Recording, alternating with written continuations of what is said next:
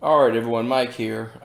Just to watch this video from Monday, March 3rd. My apologies for missing Friday. I was just laid up with this damn flu bug again.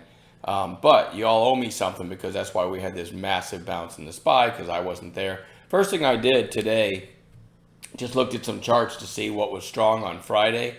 And the one that stood out to me was ORGO. I mean, look at that massive rip. So I immediately went to the chat logs because I just knew y'all would find a way in. So let's go to the 5-minute candles. And what happened was it ripped right away. I just ran for the first 15, 20 minutes, whatever. Topped it to 3/4 number, 575. Put in this kind of cup and handle. And I noticed that Kevin P gave the idea through 550, which I think occurred right there. So the risk is below the previous 5-minute candle. So a dime risk. And from 550, pretty quickly, went to 640. That's a huge percentage gain in a very short period of time. And it made me proud to see that you guys found a low risk way into one of the biggest movers of the day. Absolutely no surprise that that it was Kevin P. Beautiful call, Kevin. Anyway, that's the gist of what I have from Friday's trading session since I wasn't there. So let's just go into what we're watching for Monday. I will start with this for new folks in the chat. If you're new, pause the video and read that. Good description of what we're all about. So ORGO certainly is going to go on watch. Maybe I'll bump this out to a 1 year. You can kind of see that really nice breakout. Extended, but we still want to watch it. We're day traders.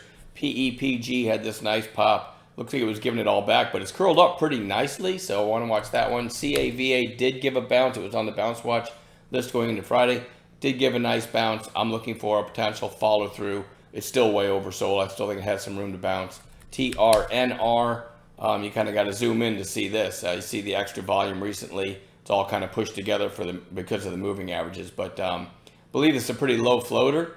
So I do want to keep my eyes on this one on Monday. GRRR, which had this crazy move, gave a ton of it back, then another crazy move, and gave another ton back, and now it's certainly extended. That was a huge day on Friday. But let's keep this on our radar because it looks like it's heading back up to new recent highs. We'll see.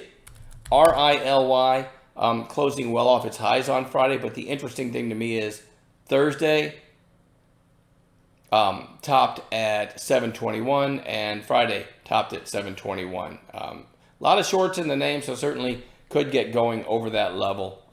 From what I've seen the last couple days, not the easiest trader, but maybe we get a breakout one of these days. Dell, interesting to me because it had this gap down on Friday to support, put in a nice solid green candle. I believe it was on earnings, right? And closed pretty strong.